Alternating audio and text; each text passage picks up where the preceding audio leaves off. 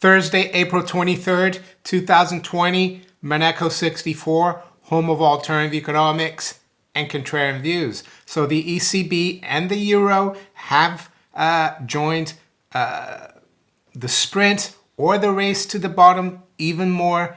The ECB announced yesterday that it will buy junk bonds and fallen angels. I will explain what those are in a minute. So yeah, the Euro banknote is going to continue to sink. Not that it hasn't been sinking.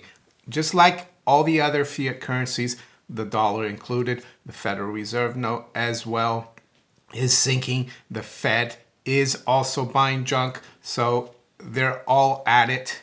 And before I go further, though, I like to thank all the new subscribers, all the existing subscribers and viewers.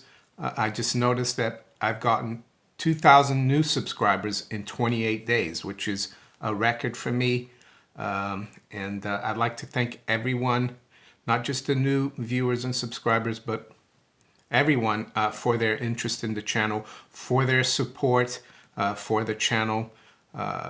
Years of support. Some of my viewers and subscribers, of course, they support me through the comments, through the encouragement, and also they support me sometimes through PayPal and Patreon, through the Monaco 64 store as well, Teespring store. I know that times are not easy right now. I don't expect people to be too active there, but just for my European viewers or viewers around the world who are interested, I do have a NDECB mug. It says it in English, and then in French, Fermez la BCE, and then in German, Die ECB herunterfahren, and it's got a photo of Christine Lagarde behind bars. And why is she behind bars? Well, because she was sentenced 4 years ago in France by a government special court of a criminal offense. They, of course, suspended her one-year prison sentence, and she went on to keep running the IMF and then became ECB president eventually. So yeah, this morning I'm drinking my coffee from that mug, seeing that I'm going to speak about how the ECB is going to trash the currency, just like all the major central banks in the West, all around the world are going to do it as well.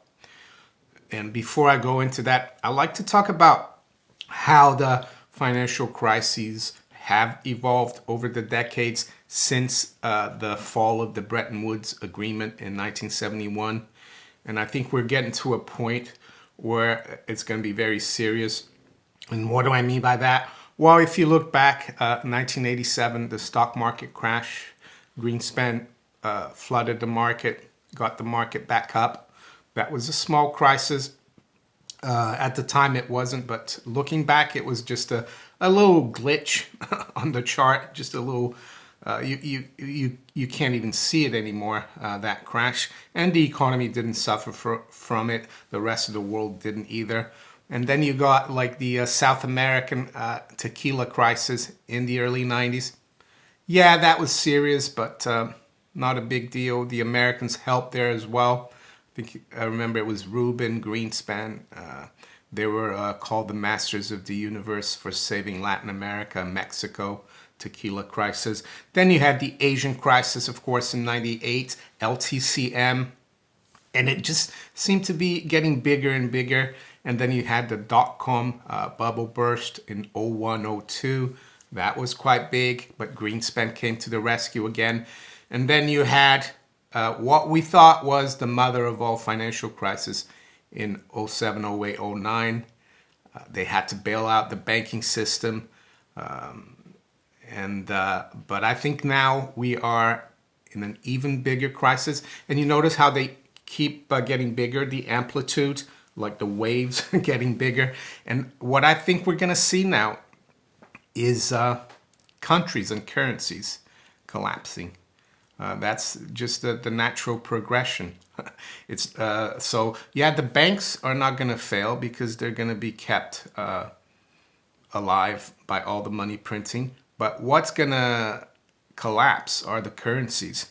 They're still going to be around. You're still going to be able to take that and buy maybe, well, you might need 2 of these to buy a coffee in Europe, in the Eurozone, or you might need 5 or 10 of these to buy a coffee soon.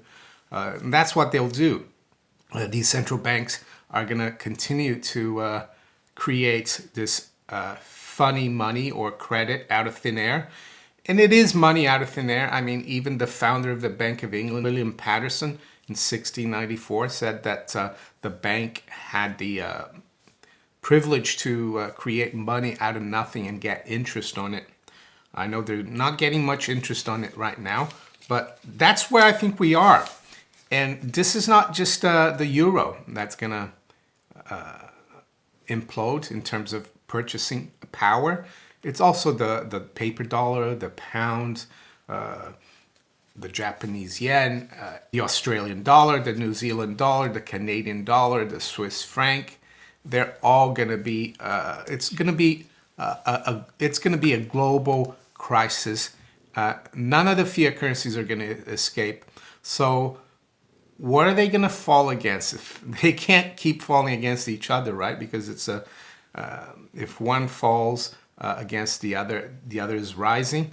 But the ultimate yardstick of monetary value, of course, is gold. Silver as well. Silver will catch up, in my opinion. So that's why you need to have precious metals, physical precious metals, preferably, not ETFs. ETFs are not physical, not gold futures. All these ETFs and futures, they're just paper, really. If you really want to protect your purchasing power, you need the physical. You can also get other services like storage services. And I have a promo code for GlintPay. They store your gold in Switzerland in a vault, private vault. Promo code is Mario Glint79. And for my viewers that prefer physical, and I have to admit, I prefer the physical as well. I do have a little bit with Glint. A lot of my viewers have asked me as well where they can get physical gold and silver. I tell them to do their homework. Look online for the best deal. I do have, though, a promo code Monaco64 with gold investments in London. They're arguably one of the oldest bullion dealers, family-run business. They've been running since 1981, and they've done really well through this crisis, through the shortage of gold and silver. They've stayed open all along. I did an interview with Oliver Temple. I'll put it up in the cards about the situation. I contacted him yesterday, and he said that, they're still very busy. The shortage has kind of died down a little bit. He's still short of some of the stock, but things are very busy. So there you go. This is a currency crisis. And in a currency crisis, gold will shine and silver. And you can see here already, if you look at the price of gold in euros, we're almost getting up to 1,600. So as you can see here, this is the price of gold in euros. We're at an all-time high, almost at 1,600. So that means the euro is sinking versus real money. Same thing goes for the pound. We're almost at 1,400, new all-time high. Versus the dollar, of course, we got up to 1750 recently. We're still about $200 from the all-time high, but I think it's only a matter of time until we go make a new all-time high in dollars as well. So I won't go through the markets this morning. I'm going to go through the ECB story just to let you know the stock market is down slightly here, and the currencies are a little lower. The euro is down 1/3%, but don't want to drag this on for too long. So this is the story here. I got mine from the FT. ECB loosens collateral rules to accept fallen angel bonds. So what are fallen angels? Well, they're bonds that are rated triple B, and I'm using Standard & Poor's as a benchmark. Triple B is, as you can see here from Wikipedia, credit ratings for Standard & Poor's. Triple B is the last line in the sand in terms of investment grade. If you drop below triple B, you become non-investment grade, which is junk.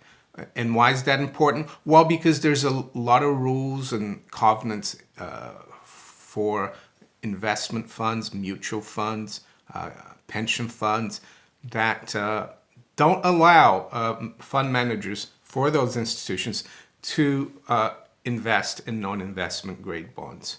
So fallen angels are basically those bonds. They're potential fallen angels, right?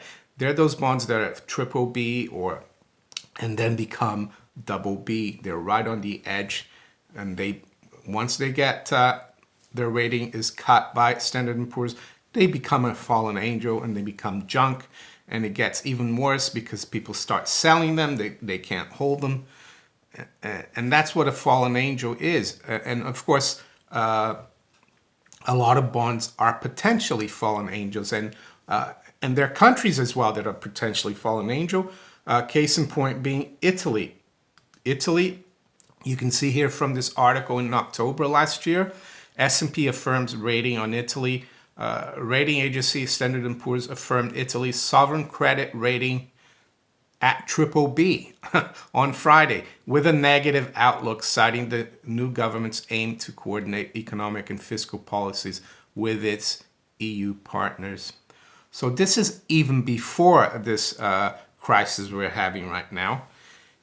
And the way to look at Italy and see if they're in danger of being made or cut into junk or becoming a fallen angel is to look at the spread between the 10-year German Bund, government bond, which is right now at -40, and the Italian government bond, the BTP 10-year, which is at 205 right now, the 10-year. So that spread is around 245. But yesterday, for example, it was at 267.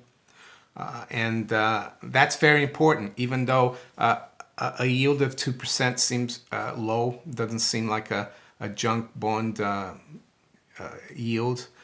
It's the spread between the benchmark, which is the German Bund, and the BTP. That's what matters. And I think the ECB got concerned that we are getting close to 300. And at that level, you could see a lot of trouble for Italy fiscally and its rating. And I think this is why the ECB has come out with this loosening of collateral rules. Are they also going to allow mutual funds and other financial institutions to do that? I mean, they should really. If the major financial institution, the central bank, can buy junk, why can't all the other institutions do it, right? So let's quickly go through this article here. It says the European Central Bank has changed its rules. You see, they can change the rule whenever they want to accept fallen angel bonds that lose their investment grade credit rating to maintain banks' access to its ultra cheap liquidity during the C crisis. The move, which was approved by an unscheduled call of the ECB's Governing Council on Wednesday, is designed to limit the financial turmoil that might otherwise be caused by an expected wave of credit rating downgrades in response to the pandemic. About 275 billion of non-financial corporate bonds could become fallen angels by being downgraded below the triple B level minimum required for investment grade status within the next year, the OECD estimated in February. The ECB had already granted a waiver for Greek sovereign bonds from its ban on accepting assets as collateral that have a credit rating below investment grade as part of a broad loosening of its collateral rules, it announced 2 weeks ago. So there you go. I won't go through the whole thing. I'll just jump to the Italian part here. It says investors are particularly concerned by a potential downgrade of Italy's sovereign debt ratings, with Standard & Poor's set to announce a decision about that on Friday. Italy's already weak economy has been one of the hardest hit by the crisis, triggering fears that its high debt levels could become unsustainable. Yields on Italian 10-year sovereign debt whipsawed on Wednesday ahead of the ECB's unscheduled announcement, rising as high as 2.27% before sliding to 2.08%. However, ECB officials said its decision to accept fallen angel bonds as collateral was more aimed at corporate bonds. Any downgrade of Italian sovereign debt to junk status could be dealt with using a similar waiver to the one granted to Greek bonds, they said. Yeah, but I think the way the market reacted, that the fact that yields dropped, just points to the fact that the ECB was trying to tell the market, don't worry about Italy. But it will be interesting to see on Friday what happens with Standard & Poor's. Just finish off here. It says UBS underlined the scale of the potential fallen angel problem by pointing out recently that since 2011, European bonds rated BBB-, one notch above junk status, had ballooned from 330 billion to 1.4 trillion euros. Yet, BB rated junk bonds issuance in the high yield market had risen from 74 billion to 185 billion in that time. In the US, it's even worse, the fallen angels. I think from 2005, they've gone from about 600 billion potential fallen angels, so they're at BBB-, to 3.6 trillion. And that's why the Fed had to also announce that they're going to be buying these potential fallen angels. So this is not just the ECB, it's the Fed as well. So as you can see, this crisis is accelerating. Who's going to bail the system out? Well, gold and silver are going to bail the system out. Well, they're going to bail the people that have gold and silver, but everyone else is going to lose out because it's a currency crisis, and currencies are going to disappear. Maybe not physically, but their values are going to evaporate. They haven't started doing it yet, but they will, believe me, mark my words. Difficult to say when. And before I finish though, I like to recommend a great video that was really popular 10 years ago when the European debt crisis started. It culminated, of course, in 2012. But I would say the European debt crisis is not over yet, and it's going to become, of course, a currency crisis. And it's a video by two Australian comedians, Clark and Daw, and nothing's changed. The only thing that's changed is that it's become even worse, the amount of debt in the system. I'm going to put this video up in the cards and in the description below. It's great. You need to listen to this to see how precarious the situation is. If you enjoyed this video, please hit the like button, share it far and wide. Think about subscribing to my channel if you haven't yet. And you can also follow me on Twitter, Facebook, BitChute, Steemit, and DTube. I wish you all a great day. Take care. Bye.